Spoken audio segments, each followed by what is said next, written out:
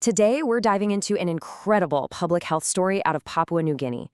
It's about a truly devastating crisis that was met with a revolutionary response.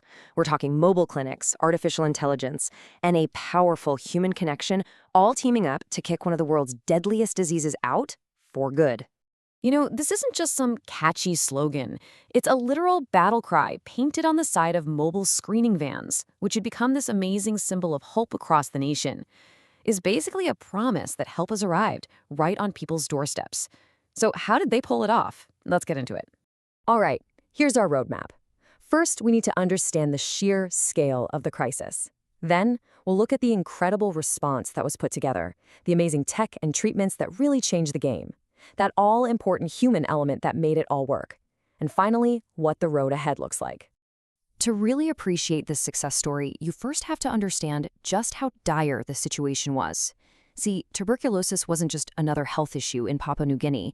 It was a full-blown 5-alarm emergency. And, to put that in perspective, the World Health Organization literally ranked Papua New Guinea as having the 10th highest TB rate on the planet. This wasn't just a local problem. This was a crisis on a truly global scale. And the absolute epicenter of this crisis? A place called Daru Island. Back in 2014, it was officially declared a global hotspot, specifically for multi-drug-resistant TB, or MDR-TB. This is that really nasty strain of the disease that's much deadlier and way harder to treat. For such a small island, it had some of the highest infection rates per person you could find anywhere in the world. And here's why it was spreading like wildfire. TB is airborne and it just thrives in crowded places. So, a single person with untreated TB living in the close quarters on Daru could easily infect up to 15 other people in just 1 year. It's just staggering. So, how do you even begin to fight a crisis that big? Well, the answer is you don't do it alone. It required this massive, coordinated effort, which led to a really remarkable partnership for health. An incredible coalition came together. You had the PNG government joining forces with global heavy hitters like the WHO and the World Bank, working alongside dedicated partners like the Burnet Institute, World Vision, and the Australian government. This teamwork became the absolute foundation for everything that followed. Now, this partnership didn't just bring in money. It brought in some serious innovation.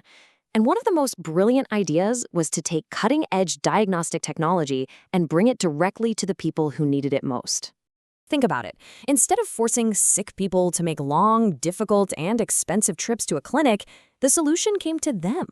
These mobile vans started rolling into villages and workplaces, and they were decked out with portable X-ray machines and, get this, artificial intelligence to help get a diagnosis pretty much on the spot. So, how does this AI actually work? Well, it's a simple but totally revolutionary process. A patient gets their chest X-ray right there in the van. That image is instantly analyzed by the AI software, which is trained to look for signs of TB. The AI spits out a score, and anyone with a high score gets immediately flagged as a potential case. From there, they give a sputum sample for the final lab confirmation. The whole thing turns what used to be a weeks-long wait into just a few minutes. And the impact? It was immediate. In just the very first year, these mobile teams reached over 1,300 people across dozens of communities and workplaces, finding new cases and getting people started on life-saving treatment right away. But finding the cases, that was only half the battle. You see, treating drug-resistant TB used to be this grueling, years-long ordeal. But that was about to change, and I mean change dramatically. This shift in treatment was nothing short of revolutionary. Just look at this comparison. The old way meant up to 2 years. 2 years of painful daily injections with some really severe side effects. The new regimen, endorsed by the WHO, is just 6 months long. It's all pills, no injections, and it has a much, much higher success rate. It's a total game changer. And you can just hear the relief in the voice of Madua Gayawi, who was one of the very first patients to get this new treatment. For him, the difference between 18 months and 6 months, well, that wasn't just a number. It was the difference between a prolonged nightmare and a clear, fast path back to health and his family. But as amazing as all this new technology and medicine was, there was still one crucial ingredient missing. To really, truly succeed, the program had to build trust and provide support on a deeply human level. And this is where peer counselors came in. So what are they? Well, they're trained individuals, and many of them have actually survived TB themselves. They're there to guide patients through the entire journey. They get it. They understand the fear, the stigma, the isolation, and they provide that crucial support that you just can't get from a pill. Lead peer counselor Rebecca Amelius puts it perfectly. She says it's about so much more than medicine. It's about empathy. It's about building that trust and helping patients find the strength within themselves to see the treatment through to the end. That connection is the glue that holds the whole system together. And the results of this human connection? It is absolutely stunning. Before this program, about 30% of patients in Daru would drop out of their treatment. And that's a huge reason why these drug-resistant strains develop in the first place. But with the peer counselors, that dropout rate plummeted to virtually zero. Zero. That is a success that has saved countless lives. So, these results are incredible, right? But they also bring up a brand new challenge. How do you turn this amazing emergency response into a sustainable, long-term system that works for the whole country? And that is the critical question being asked by observers, like those at the Lowy Institute. This program has been, in many ways, a well-funded, tightly run project operating in its own silo.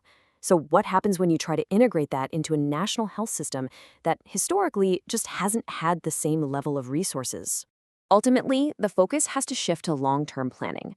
The goal is for Papua New Guinea's own health system to take the reins, to absorb these lessons and technologies while also tackling the root causes of TB, things like poverty and poor housing.